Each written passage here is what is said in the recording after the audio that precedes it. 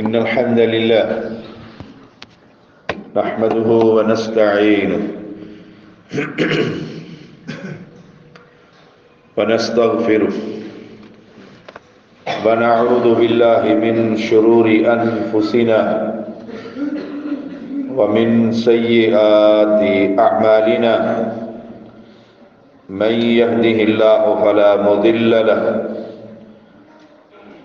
ومن يضلله فلا هادي له أشهد أن لا إله إلا الله وحده لا شريك له وأشهد أن محمدا عبده ورسوله أما بعد فإن خير الحديث كتاب الله وخير الهدي هدي محمد صلى الله عليه وسلم وشر الأمور محدثاتها وكل محدثة بدعة وكل بدعة ضلالة وكل ضلالة في النار اللهم صل على محمد وعلى آل محمد كما صليت على إبراهيم وعلى آل إبراهيم إنك حميد مجيد اللهم بارك على محمد وعلى آل محمد كما باركت على إبراهيم وعلى آل إبراهيم إنك حميد مجيد وأعوذ بالله السميع العليم من الشيطان الرجيم من يطع الرسول فقد أطاع الله ومن تولى فما أرسلناك عليهم حفيظا تعریفوں کے لائق اللہ سبحانہ و تعالی کی ذات، انگن درود و سلام محمد الرسول اللہ صلی اللہ علیہ وسلم پر۔ آج رمضان المبارک کا دوسرا جمعہ، مالک کریم ہمیں ایمان اور صحت اور عبادت والی لمبی زندگی عطا فرما کہ ہم رمضان المبارک کی رحمتیں سمیٹ سکیں۔ یہ بڑا بابرکت مہینہ ہے۔ عن ابی حریرۃ رضی اللہ تعالی عنہ الرسول اللہ صلی اللہ علیہ وسلم قال اذا كانت اول لیلۃ من رمضان، رمضان کی پہلی رات، ابتدا، بڑا بابرکت مہینہ ہے۔ نمبر 1، صفدت الشیاطین و مردت الجن، اللہ تعالی رمضان کی جب پہلی رات آتی ہے تو شیطانوں کو اور جنات کو جو بڑے بڑے سرکش ہیں انہیں باندھ دیتے ہیں۔ ہاتھ چھوڑ کر بیٹھے، گھٹنے کھڑا کر کے اور ہاتھ کا ہلکا بنا کر بیٹھنا جائز نہیں۔ وَغُلِّقَتْ أَبْوَابُ النَّارِ فَلَمْ يُفْتَحْ مِنْهَا بَابٌ، اور جہنم کے دروازے بند کر دیے جاتے ہیں اور ایک دروازہ بھی کھلا نہیں رہتا، بند کر دیں۔ وَفُتِحَتْ أَبْوَابُ الْجَنَّةِ فَلَمْ يُغْلَقْ مِنْهَا بَابٌ، اور جنت کے سارے دروازے کھول دیے جاتے ہیں، ایک دروازہ بھی بند نہیں رہتا۔ یہ اس مہینے کی برکت۔ 12 مہینے اسلامی، یہ ایسا مہینہ ہے کہ اس کی برکتیں پہلی رات ہی سے شروع ہو جاتی ہیں۔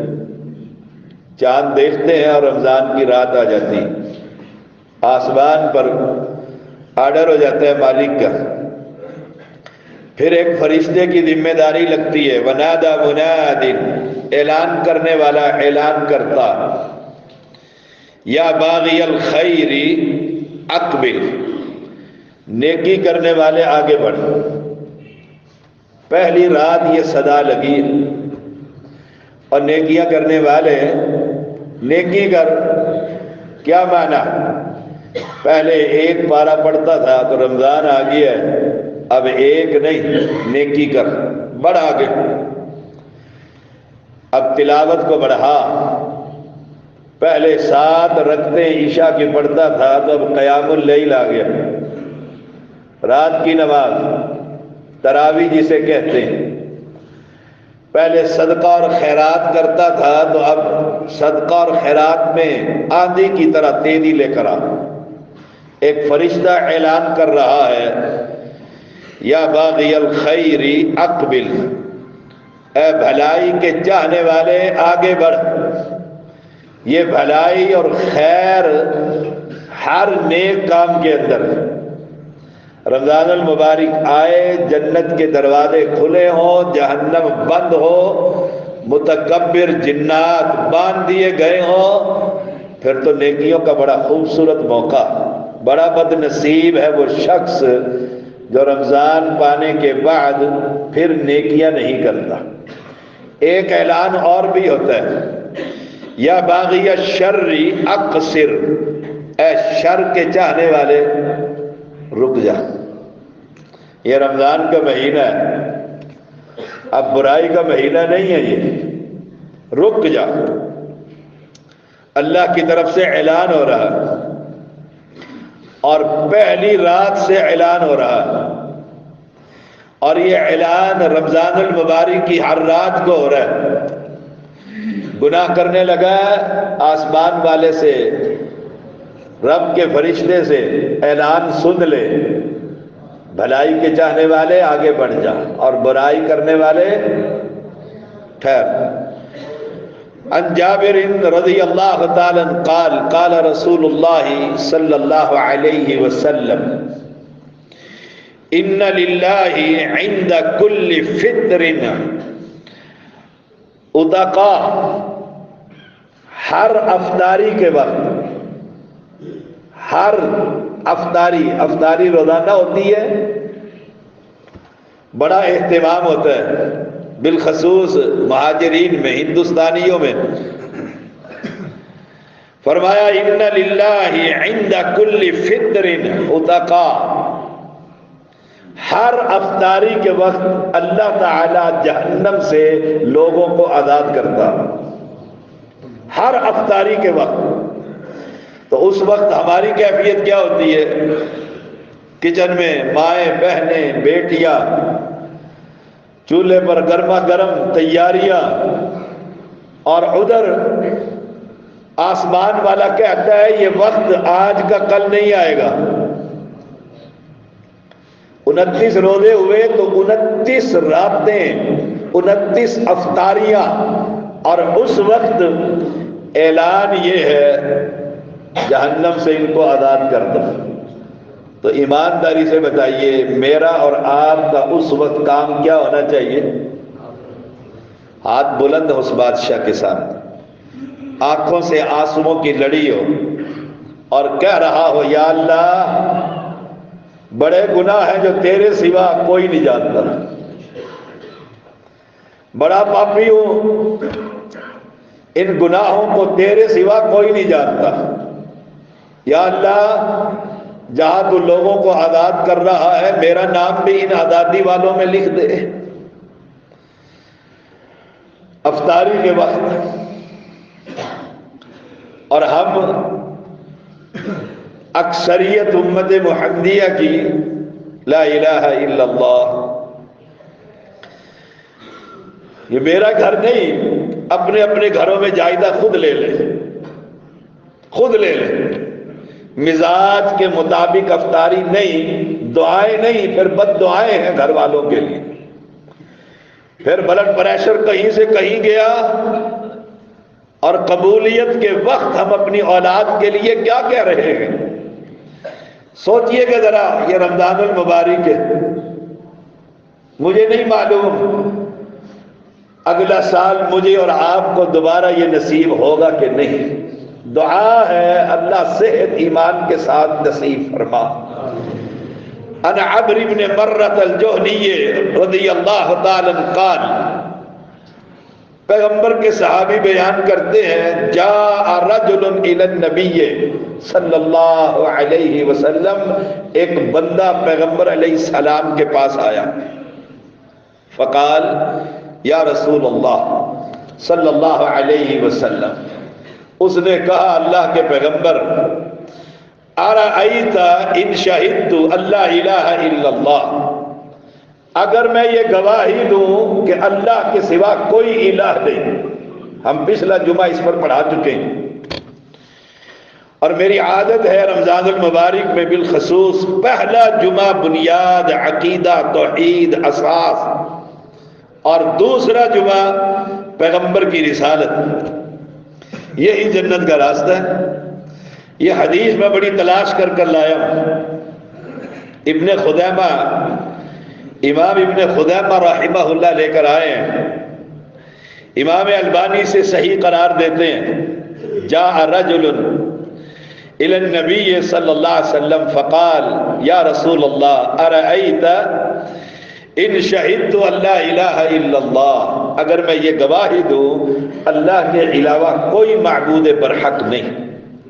گئے سارے قبر پرست، یہ پیر پرست، یہ مزارات اور مقبروں کی پوجا پاٹ کرنے والے، اللہ الہ الا اللہ سب فارغ، روزے دار ہیں، بے شک افطاریاں کرواتے ہیں۔ وَإِنَّكَ رسول اللہ، اور یہ گواہی دوں کہ کائنات میں صرف ماڈل محمد صلی اللہ علیہ وسلم، آپ اللہ کے پیغمبر ہیں۔ پہلی گواہی توحید کی، اللہ الہ الا اللہ، کہ معبود برحق صرف آسمان پر مستوی۔ یہ دنیا کے جتنی قبروں کی عبادتیں ہو رہی ہیں یہ لا الہ الا اللہ کے منافی ہے، میں سب سے توبہ کر کے آ گیا ہوں۔ مکہ کے اندر جتنے بت رکھے ہوئے سب کا انکاری ہوں۔ اور دوسرا اقرار یہ ہے وَإِنَّكَ رسول اللہ، آپ اللہ کے سچے پیغمبر، یہ ایمان کا حصہ ہے۔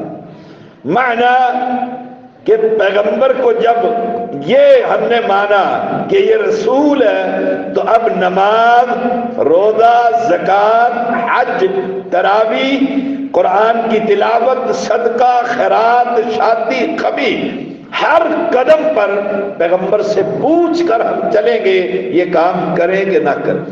وَإِنَّكَ رسول اللہ، اس کا معنی یہ زبانی معنی نہیں ہے کسی اور فرقوں کے اندر، اور نام پیغمبر کا لیتا ہے۔ وَإِنَّكَ رسول اللہ۔ نمبر 3، وَصَلَّيْتُ الصَّلَوَاتِ الْخَمْسِ، 5 نمازیں ادا کروں گا۔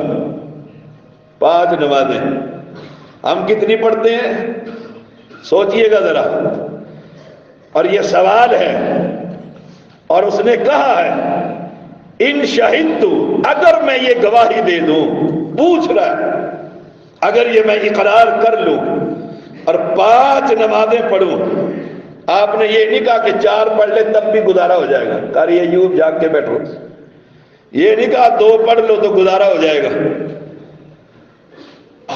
وَصَلَّيْتُ الصَّلَوَاتِ الْخَمْسِ، 5 نمازیں، وَأَدَّيْتُ الزَّكَاةَ، اور فرض زکوٰۃ ادا کروں نماز کے ساتھ۔ جہاں بھی قرآن میں اٹھائیں گے اکثر ملے گا نماز اور زکوٰۃ، فرق ہی نہیں ہے۔ اور ہم زکوٰۃ ادا کرتے ہوئے رمضان میں کیا کرتے ہیں، یہ سونا بیٹی تو لے لے 2 تولے، 10 تولے ہے، 2 تولے جوان بیٹے کے نام، 2 تولے جوان بیٹی کے نام، پیچھے کیا رہ گیا، 6 تولے، زکوٰۃ تو لگتی نہیں ہے۔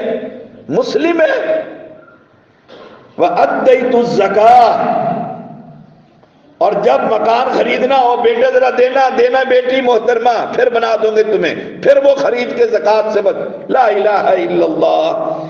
وَأَدَّيْتُ الزَّكَاةَ، زکوٰۃ کو ادا کروں، اور پھر ہمارے رمضان سے متعلقہ جو میں یہ حدیث لایا ہوں، وَصُمْتُ رَمَضَانَ، میں رمضان کے روزے رکھوں؟ جی بی پی آئی ہوتا ہے، شوگر کا مریض ہو، روزے نہیں رکھ سکتا، سارا دن مزدوریاں کرتا۔ وَصُمْتُ رَمَضَانَ، اور اپنے بھائیوں کے لیے لایا ہوں۔ وَقُمْتُهُ، اور میں قیام اللیل کروں، کھڑا ہوں، اور یہاں امام کو دھونی دے کے رکھتے ہیں، جلدی پڑھ، پیچھے بیوی دار کر رہی ہے، کلاس ہو جائے گی، جلدی ختم کر تراویح، اور وہ چاہتا ہے قرآن وَرَتِّلِ الْقُرْآنَ تَرْتِيلًا، کہ میں ویسے پڑھوں جیسے محمد نے سکھایا صلی اللہ علیہ وسلم۔ پھر کوشش ہوگی مساجد کے ائمہ کے ساتھ، چھیڑ خانیاں، آدھا پارہ پڑھ لو، پاؤ پڑھ لو، قرآن ہی سنانا ہے نا، تھوڑا سا سنا دو۔ اور جب میں حنفی تھا، 20 تراویح پڑھاتا تھا، تو ہماری مسجد میں جب حافظ نہ ہوتا تو علم تارا کیفا سے لے کر والناس تک تراویح ختم۔ اور یہاں پیغمبر کو سوال کر رہا ہے، وَصُمْتُ رَمَضَانَ وَقُمْتُهُ، میں سیام بھی کروں، قیام بھی کروں، قیام بھی کروں، کھڑا ہوں اس کے پہ۔ آپ خود سوچئے، رمضان آیا ہے، رحمتیں لے کر آیا ہے، اور میں رمضان سے پہلے شعبان کے مہینے میں 9 بجے گھر جاتا تھا، تو اب رمضان میں 9:15 چلے جاؤں، بس اس سے زیادہ میرے پاس ٹائم نہیں ہے۔ یا اللہ، ہائے ہائے کیا کھٹا، پنجابی کہتے ہیں کہ کھٹیا نے کیا کمایا رمضان میں، کیا محنتیں کی رمضان المبارک میں۔ اور وہ صحابی کہہ رہا ہے شرط لگا کر، اگر میں سمت اور قمت، میں قیام بھی کرتا ہوں، سیام بھی کرتا ہوں، قیام کروں، اس کے پیچھے کھڑا ہوں، امام کے پیچھے قرآن سنوں، کوشش کروں یہ ترتیل سے پڑھے، کوئی دل میرا جاری ہو، زنگ اترے، کوئی توحید، کوئی ایمان، کوئی نور، کوئی سمجھ آئے، کوئی میں وقت لگاؤں، اور میں پھر اللہ کے پاس جا کر کہہ سکوں کہ جو آپ نے اپنے پیغمبر کی زبان سے کہا تھا کہ رات کو میں قرآن اس بندے کو جگاتا رہا، تو یا اللہ میں منٹوں منٹی نہیں، میں بھی کم 11، 12، 1 بجے کہیں گھر پہنچتا تھا۔ اور ویسے دیکھ لو، امریکہ جانا ہو، پھر اس مسلمان کو دیکھو ساری رات تیاری کرتا رہتا ہے، ساری رات جاگتا رہتا ہے، جہاز نہ نکل جائے، بار بار پاسپورٹ نکال کے دیکھتا ہے رکھا ہوا ہے کہ نہیں، اور جو جنت کا پاسپورٹ ہے، ہائے ہائے۔ اب سوال بڑا عمدہ ہے،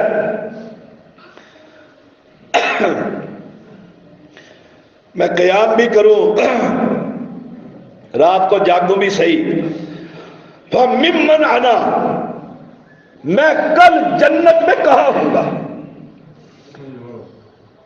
بڑا عمدہ سوال ہے۔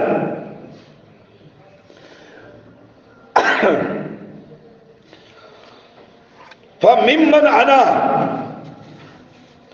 میں کل کہاں ہوں گا؟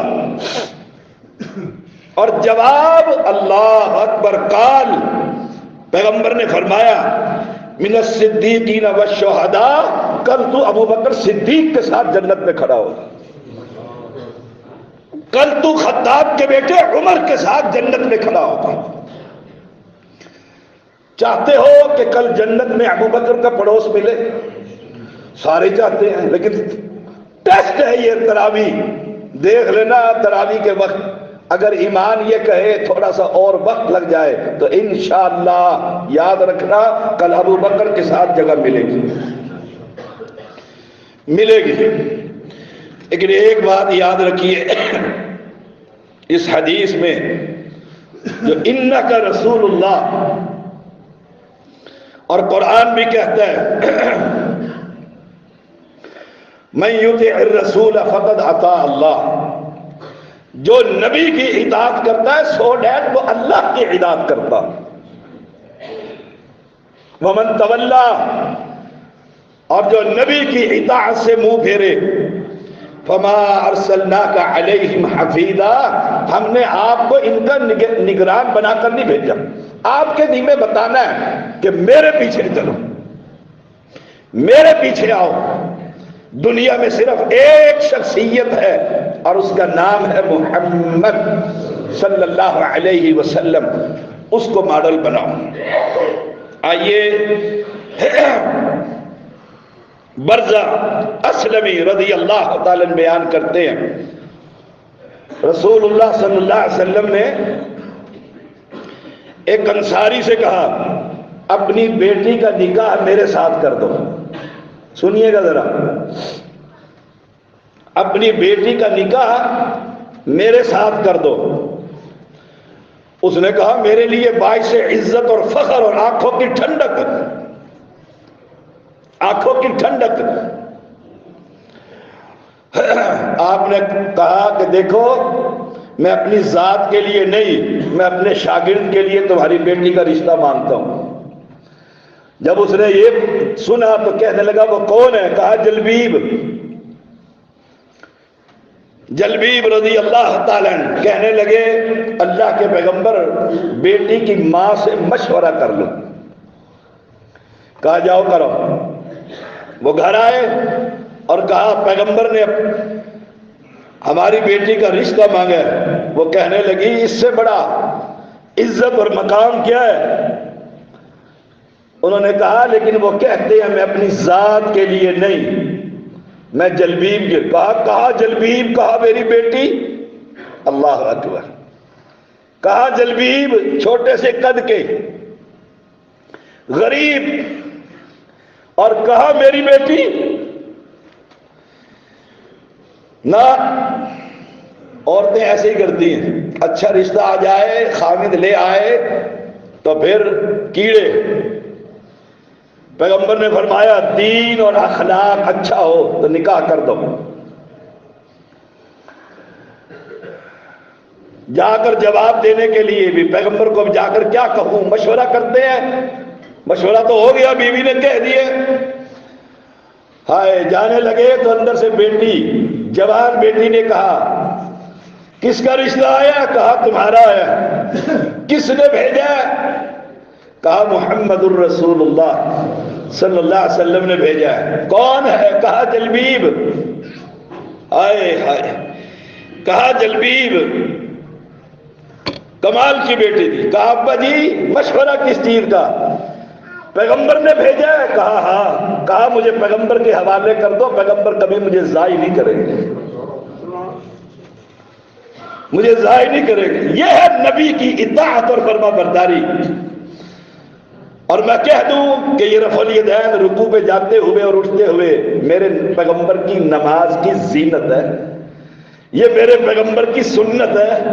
ایمان کا پتہ لگ جاتا ہے۔ یہ دیکھ لو، وہ جو اینک پہنی ہوئی ہے یہ تعصب کی، فرقہ بندی کی اور گمراہی کی۔ یہ اینک کہتی ہے نا نا ہم تو فلانے ہیں، ہم تو فلاں ہیں۔ یہ پیغمبر کی سنت ہے، نماز کا طریقہ ہے، دین ہے، حدیث ہے، اطاعت ہے، فرما برداری ہے۔ بیٹی نے کہا دے دو نبی کے ہاتھ میں، وہ مجھے ضائع نہیں کرے گی۔ نکاح ہو گیا۔ جلبیب کی دو باتیں سناتا ہوں صرف، اطاعت و فرما برداری کیا ہے۔ نکلیے ایک امت بنیے، ون امہ، ایک امت بنیے، رب کی توحید اور پیغمبر کی رسالت، باقی سب سے کٹ جائیے، کٹ جائیے۔ کل من الصدیقین والشہداء، شہیدوں کے ساتھ کھڑے کر دیے جاؤ گے، عثمان کے پڑوسی بنا دیے جاؤ گے۔ نکاح ہو گیا، چلے گئے۔ صحابی بیان کرتا ہے ہم نے جلبیب کے گھر مال کی فراوانی اتنی دیکھی، 24 گھنٹے اس کا دسترخوان چلتا ہی رہتا تھا۔ اور جب وہ فوت ہوئے جلبیب چھوٹے سے قد کے تھے، پیغمبر نے اپنے ہاتھوں میں اٹھا لیا۔ چرپائی نہیں تھی کہ چرپائی چھوٹے سے جو تھے، چرپائیاں تو تھی، چرپائی پہ نہیں ڈالا، ہاتھوں پر صحابہ کی دھاڑیں نکل گئی اور کہنے لگے کاش جلبیب کی جگہ آج ہم ہوتے، محمد کے ہاتھوں میں ہمارا لاش ہو۔ یہ ہے اطاعت اور فرما برداری کے فائدے۔ ہم کن چکروں میں پڑ گئے ہیں؟ پیغمبر کی محبت اپنے دل میں ڈالیے۔ عبداللہ بن عباس رضی اللہ تعالی عنہما بیان کرتے ہیں، ایک شخص نے رسول اللہ صلی اللہ علیہ وسلم سے ملاقات کی، اس کے ہاتھ میں سونے کی انگوٹھی، آپ صلی اللہ علیہ وسلم نے بلایا ادھر آ، ایسے انگوٹھی پکڑی اور وہ پھینک کر ماری اور فرمایا تم میں سے کوئی شخص 10 دن آگ کا انگارہ اپنے ہاتھ میں نہ پہنے۔ منگنی کے وقت ساس نے پہنائی ہے انگوٹھی، پہناتے ہو نا اپنے بیٹوں کو اکثریت، فرمایا نہ پہنے۔ آپ یہ کہہ کر تشریف لے گئے۔ جب آپ صلی اللہ علیہ وسلم چلے گئے تو لوگوں نے کہا اٹھا لو انگوٹھی، بیوی کے لیے تو حلال ہے، سونا جائز ہے، بیچ کے فائدہ لے لو۔ اور کمال محبت اور اطاعت اور فرما برداری، کہنے لگے لا واللہ لا آخذہ ابدا وقد طرحہ رسول اللہ، جس انگوٹھی کو پیغمبر نے پھینک دیا اللہ کی قسم میں کبھی نہیں اٹھاؤں۔ کوئی نبی سے پیار کرنا سیکھو۔ میں اپنے کسی مولوی اور امام اور فقیہ کی دعوت نہیں دیتا۔ میری مسجد میں چوٹی کے جو عالم، 2 عالم جمعہ پڑھتے اکثر، ڈاکٹر طاہر حکیم حافظہ اللہ موجود ہے، اور خلیل الرحمن چشتی حافظہ اللہ مفسر قرآن ہے، میرے ساتھ پیس ٹی وی میں ریکارڈنگ کرواتے تھے ڈاکٹر ذاکر نائک کی اس ٹی وی پر۔ یہ 2 چوٹی کے عالم، میں ان کی اطاعت کی دعوت نہیں دیتا، نہ ان کے اساتذہ کی دعوت دیتا ہوں، میں دعوت دیتا ہوں اس شخص کی جس شخص کی دعوت خود رب کریم نے آسمان سے دی ہے، اور وہ ایک ہے، اور اس کا نام ہے محمد صلی اللہ علیہ وسلم۔ کیوں؟ اس کی وجہ کیا ہے کہ اللہ نے قرآن میں فرمایا النبی اولا بالمؤمنین من انفسہم وازواجہ امہاتہم، نبی کی ذات اہل ایمان کے لیے ان کی اپنی جانوں سے بھی مقدم ہے، جانوں سے بھی مقدم ہے۔ اور میں فرقے کی محبت لے کر اور پیغمبر کی حدیث کا انکاری بنوں، مجھ سے بڑا بے وقوف کون ہے کہ رمضان بھی آیا اور مجھے رب کی اور رب کے نبی کی محبت نصیب نہ۔ سوچئے گا ذرا، دیکھیے ایک شخص سائل ہے اور آ کر کہتا ہے سئل علی بن ابی طالب، ابی طالب کے بیٹے علی رضی اللہ تعالی سے سوال کیا گیا، کیا کیف کان حبکم لرسول اللہ، آپ کی محبت رسول اللہ صلی اللہ علیہ وسلم کے لیے کیسی کیسی؟ بڑا خوبصورت سوال ہے، کیف کان حبکم لرسول اللہ صلی اللہ علیہ وسلم، کیسی محبت ہے، کتنا پیار ہے؟ علی کا جواب کتنا عمدہ ہے۔ اللہ ہمیں علی سے محبت اور پیار کرنے کی توفیق دے۔ علی سے بغض منافق رکھتا ہے اور علی سے محبت مومن رکھتا ہے۔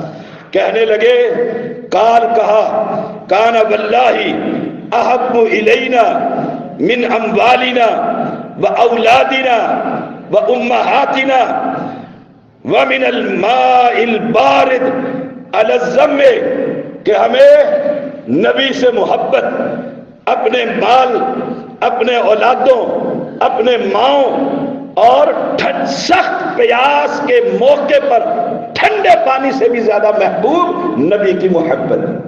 محبت کا تقاضا پھر کیا ہے؟ عاشق رسول بن کر دیوانے پاگلوں کی طرح باہر نکل جائیں، عید میلاد بنائیں؟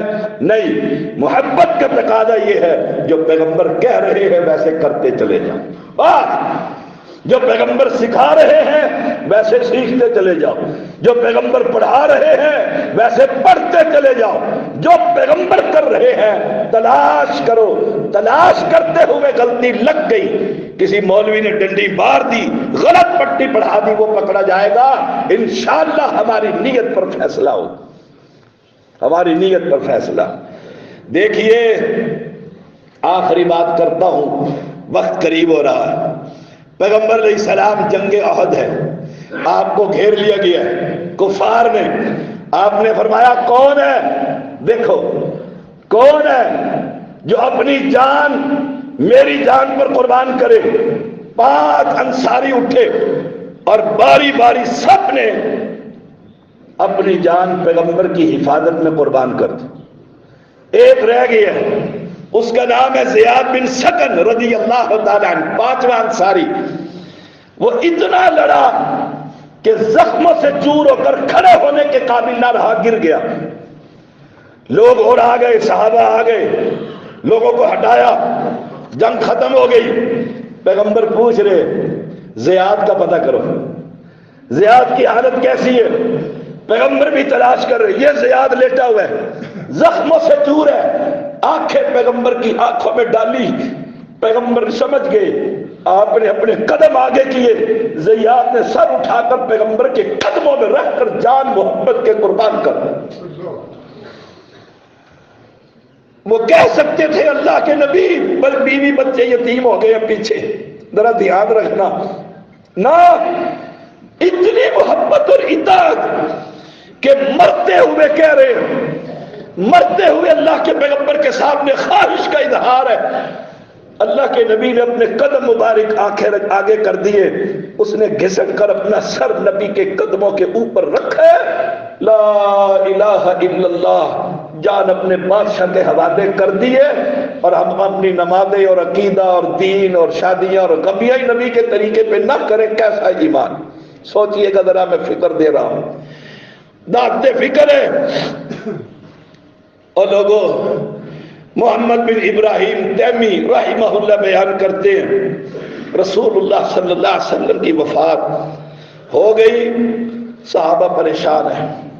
مختصر جو میری موضوع سے متعلقہ ہے، تدفین کا وقت آ گیا ہے، ادھر نماز کا وقت بھی آ گیا ہے۔